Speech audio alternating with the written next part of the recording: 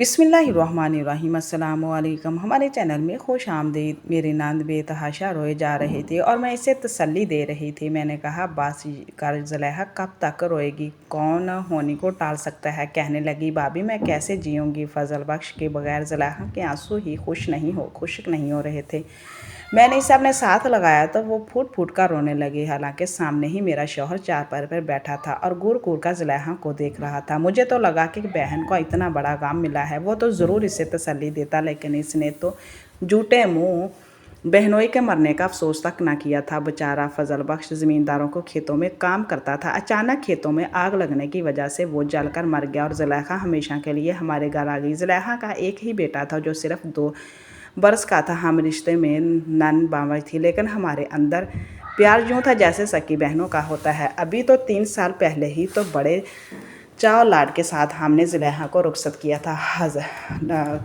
फजल बख्श की मंगनी पिछले 5 साल से थी और मेरी सास अपनी ज़िंदगी में ही करवा गई थी। फजल बख्श मेरी सास का सक्का भांजा था और जान निछावर करता था। मेरी सास की शादी से 1 साल पहले ही इंतकाल कर गई थी और ससुर मेरे इस वक्त दुनिया से रुखसत हुए। जब मेरा शौहर 20 बरस का था, 20 साल से ही मेरे शौहर ने अपने अब्बा की ज़मीनें संभाली थी, जो कि बहुत बड़ा रकबा ना था। बस इतना था कि हमारा बामुश्किल गुजर बसर हो जाता। मुझे भी अभी भी याद है कि जिस दिन ज़ुलेखा दुल्हन बनी थी तो कितनी खूबसूरत लग रही थी। खुशी के सारे रंग तो जैसे इसके चेहरे पे यार आए नहीं थे, लेकिन इस वक्त भी मेरा शौहर गुस्से से घूरे जा रहा था। हालांकि बहन की खुशी में तो इसे खुश होना चाहिए था, लेकिन मैंने आज तक कभी इसे खुश नहीं देखा था। जब भी ज़ुलेखा को देखता तो इसे घूरने लगता। हालांकि ये तो बहन भाई थे, मैंने तो भाई की जान बहनें तो भाई की जान होते हैं, इसका मान होती हैं, लेकिन मेरा शौहर किसके हाथ से पानी तक ना पीता है। एक बार मैं काम में मसरूफ़ थी, मेरे शौहर ने पानी मांगा तो मैंने ज़ुलेखा से कहा अपने भाई को पानी दे दे, लेकिन जैसे ही ज़ुलेखा ने अपने भाई को पानी का गिलास पकड़ाया तो इसने गिलास पकड़कर ज़मीन पर टपक दिया। कहने लगा कि तुझसे लेकर पानी नहीं पीऊँगा। मैं तो ये सब देखकर हैरान थी। ज़ुलेखा रोने लगी, कहने लगी भाई को पता नहीं मुझसे क्या बैर है, हर वक्त मुझ पर चीखता चलाता रहता है। लेकिन मेरा रवैया ज़ुलेखा के साथ बहुत प्यार मोहब्बत वाला था। मैंने कहा तू छोड़, इसकी तो आदत है। रुखसती के वक्त भी ज़ुलेखा मेरे साथ लग कर रोई थी, लेकिन मेरे शौहर ने तब भी बहन के सर पर हाथ रखकर इससे रुखसत नहीं किया था। लेकिन मुझे ये खुशी थी कि वो अपने घर में सुखी है, बहुत कम है। वो मेके के चक्कर लगाती थी, लेकिन जब आती तो फजल बख्श की तारीफ़ों के पुल बांधती रहती। कहती भाभी वो बहुत अच्छा है, मेरा बड़ा ख्याल रखता है। इसने खुश देखकर मैं भी बड़ी मुतमिन थी। 1 साल था जब अल्लाह ने इसे बेटे से भी नवाज दिया। फिर तो जैसे ज़ुलेखा हमारे घर का रास्ता भूल गई थी। मैं ही महीने बाद जाकर इसे मिलाती। ऐसे कहती तुम क्यों नहीं आती? तो कहती फजल बख्श ने कहा है मुझे जाने नहीं देता। कहता है ज़ुलेखा तो मुझे नज़र नहीं आती तो मेरा दिल डूबने लगता है, बस तुम मेरी आंखों के सामने रहकर इस पर चीखती। कहती तूने सर पे चढ़ा रखा है अपने शौहर को, यही हाल रहा तो कभी नहीं आने देगा। तो मेरी बात पर हंसने लगती। भाभी अब मेरे मेके में है ही कौन, एक आप हैं तो आकर मिल जाती हैं, और भाई का तो ना जाने मुझसे कौन सी नफरत है। ये देखकर ही इनका पारा चढ़ जाता है। मैं मेके आकर क्या करूँगी, बस तू है ना मुझसे आके मिल जाया कर। ये कहते हुए ज़ुलेखा के लहजे में नमी सी उतर आई थी। वो अपने भाई से बेहद मोहब्बत करती थी, लेकिन मेरा शौहर वो तो जैसे ज़ुलेखा से खुदा वास्ते का बैर था। 2 साल यूं ही गुजर गए, लेकिन कभी मेरे शौहर ने ये ख्वाहिश जाहिर नहीं की कि ज़ुलेखा के घर जाना चाहिए या मैं अपनी बहन से उदास हूँ। इसे देखते हुए कितने साल बीत गए हैं, कुछ नहीं कहता। अल्लाह ने मुझे भी 2 बेटों से ही नवाजा था। मैं भी अपने घर में मसरूफ़ थी कि अचानक से मेरा शौहर घर में दाखिल हुआ। बड़ा ही बदहवासी लग रहा था, चेहरे पर भी पसीने से शरबूर था। इसे देखकर तो मैं घबरा गई। मैंने कहा सब ठीक है तो क्या हुआ है तुझे? लेकिन इसकी मुंह से तो जैसे बात ही नहीं निकल रही थी। कहने लगा फजल बख्श वो बदहवासा था। मैं घबरा गई तो मैंने कहा क्या हुआ है फजल बख्श को? कहने लगा आग लग गई है, इसे जलकर राख हो गया है। मुझे सुनते ही मैं तो अपना सिर पकड़कर बैठ गई। सामने तो अपनी प्यारी सी नंद का चेहरा नज़र आने लगा, जो हर वक्त फजल बख्श के गुण गाती थी। मैंने कहा चलो आओ ज़ुलेखा के घर जाते हैं, लेकिन वो नहीं गया। कहने लगा मेरा दिल घबरा रहा है, तो चली जा। मैंने कहा पागल तो नहीं हो गई, इस मौके पर भी क्या नहीं जाओगे? बहन क्या सोचेगी? कहने लगा मुझे नहीं पता, जो सोचना है सोचती रहे, मैं नहीं जाऊँगा। मुझे शौहर की बदहवासी समझ नहीं आ रही थी। वो तो कमरे में जाकर दरवाज़ा बंद करके बैठ गया। मैंने अपने दोनों बच्चों को लिया ज़ुलेखा के घर चली गई। इसके घर में तो सफ़े मातम बिछा हुआ था। वो बेतहाशा रोए जा रही थी, बार बार कह रही थी, फजल तू मेरे साथ बेवफाई नहीं कर सकता। तूने तो बड़े बड़े वादे किए थे मुझसे, तो कभी मुझे छोड़कर नहीं जाएगा। तूने कहा था फजल बख्श, अगर मैं मेके नहीं गई तो तुम्हें मुझे छोड़ के कहीं नहीं जाएगा। देख, तेरे कहने पर मैंने अपने भाई के घर में पैर नहीं रखा, तो फिर क्यों मुझे छोड़कर चला गया। मैं तो इसकी बातें सुनकर रोने लगी थी, मेरा तो कलेजा कटने लगा था। गांव की औरतों ने रंग बिरंगी बातें करना शुरू कर दी। जुलेखा के हाथ में चूड़ियाँ ज़मीन पर मार मार कर तोड़नी शुरू कर दी। आज इसकी कलाइयों पर खून रस रहा था, जिससे खून रसने लगा, लेकिन इसे तो कोई होश ही ना था। मैंने गाँव की औरतों को इनसे पीछे किया। मैंने कहा, शर्म नहीं आती तुम लोगों को, पहले ही इस पर गमों का पहाड़ टूटा है। लोगों की इसकी बीवी की रस्में याद आ रही हैं। औरतें कहने लगी कि सब बीवी की निशानी होती है, अब चीज़ों पर इनका हक नहीं है। एक औरत ने 2 सफ़ेद चादर लाकर जुलेखा के सर पर दे दी और कहा कि इसके हाथों पर कभी मेहंदी नहीं दिखेगी, इसका सजना संवरना कभी ख़त्म ही नहीं होता था। कहती थी, भाभी फजल बख्श कहता है कि हर वक्त दुल्हन की तरह बनी संवरी रहो। कहा, मेरी नंद सफ़ेद लिबास में आ गई थी, चेहरे पर इसकी चेहरा मुरझा गया था। सारी रौनक तो इसके फजल बख्श के नाम पर थी। मुझे इस वक्त ठहराव हुई जब मौत को घर लाया गया था, फिर भी मेरा शौहर नहीं आया। तो अभी सब मुझे पूछते रहे, कहाँ है तुम्हारा शौहर। तो जितनी शर्मिंदगी होती इतनी कम थी। इतना बड़ा गम बहन पर टूट पड़ा था और मेरे शौहर को परवाह तक ना थी। मैंने बहाना बना दिया कि इससे ये गम बर्दाश्त नहीं हुआ, इसलिए इसे बहुत तेज़ बुखार है। ये सुनकर लोगों ने फजल बख्श को मिट्टी के हवाले कर दिया। मैं अपनी नंद और 2 साला बच्चे को लेकर अपने घर ले आई। इस वक्त मेरा शौहर चारपाई पर बैठा अपना सर दोनों हाथों से पकड़े, न जाने क्या सोच रहा था। शायद इसे गम था, लेकिन गम का कभी इजहार नहीं करता था। मैं तो आज तक इसके मिजाज को समझ नहीं पाई थी। वो रोते हुए भाई के साथ लग गई।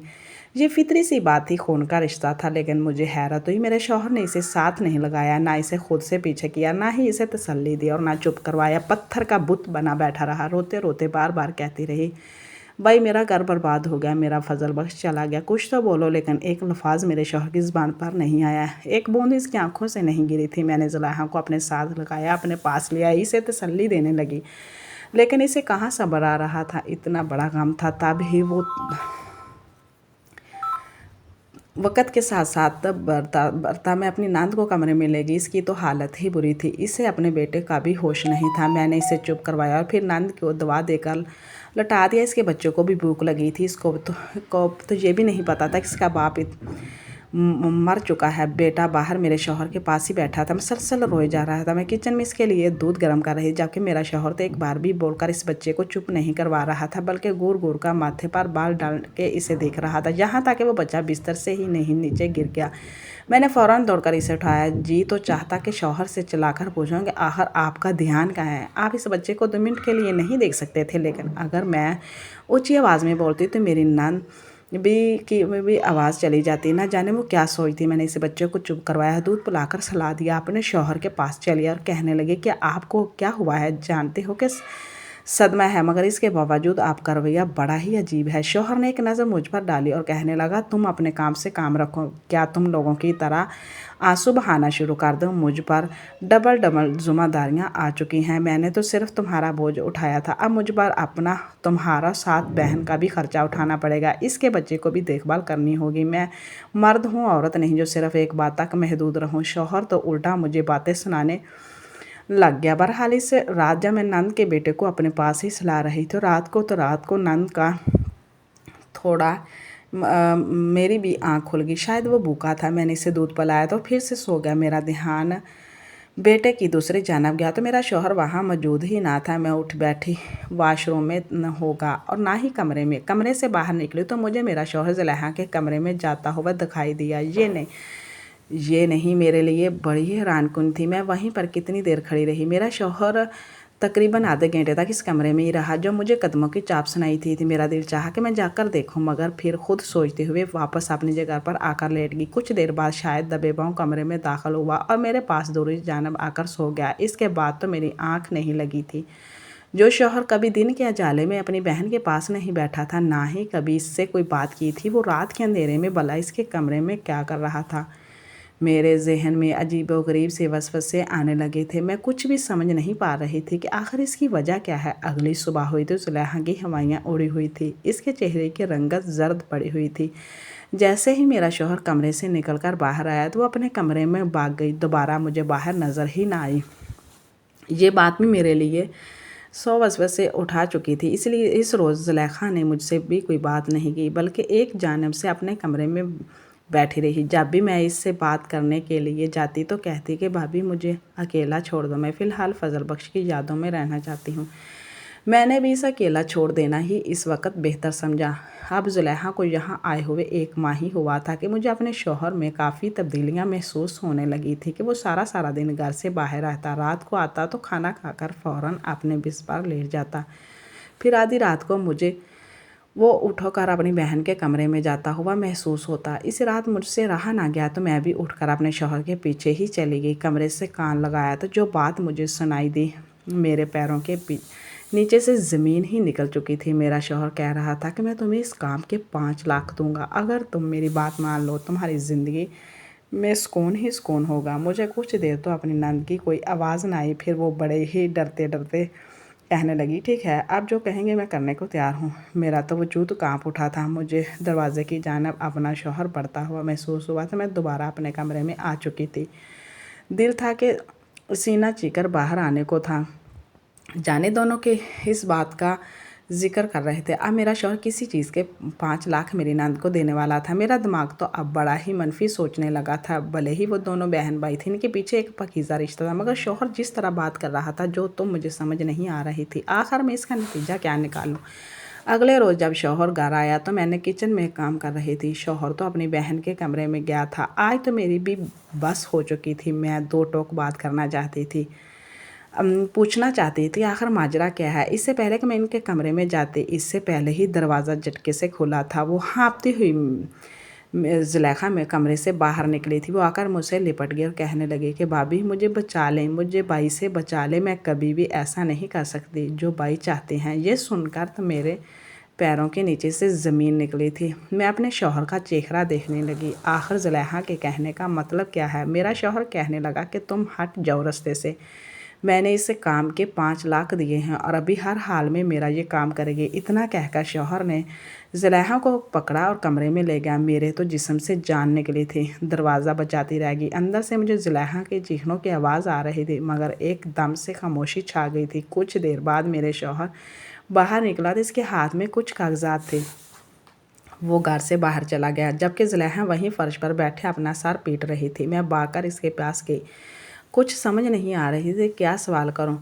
तो मुझसे लिपट कर कहने लगी, मेरा भाई इस कदर लालची निकलेगा, मैंने कभी सोचा भी नहीं था। फजल बख्श ने मेरे नाम प्लाट और बीमा करवाया था। इस पर अब मेरा और मेरे बच्चे का हक था, मगर मेरे भाई का तो कब से मेरी जायदाद पर नज़र थी, जो कि मेरे बेटे की अमानत है। वो कहीं रोज़ मेरे पास आकर मुझे लालच दे रहे थे, कह रहे थे कि वो सब मेरे नाम कर दो ताकि मैं तुम्हारा खर्चे उठा सकूं, तुम्हारे बेटे को तालीम दिलवा सकूं। मगर मैंने भाई से कहा कि सब कुछ मैं खुद कर लूँगी, भला मैं अपने बेटे की दौलत आपके नाम कैसे कर सकती हूँ। इसी बात पर भाई ने मुझे 5 लाख के लालच दी, फिर धोखे से कागजात पर साइन करवा लिए। अब वो मेरी जायदाद में से छीन चुके हैं। ये सुनकर तो मैं हक्का बक्का रह चुकी थी। कुछ देर बाद शौहर घर आया तो काफ़ी खुश था। कहने लगा, सब कुछ मेरे नाम हो चुका है, बस कुछ दस्तखत की ज़रूरत है।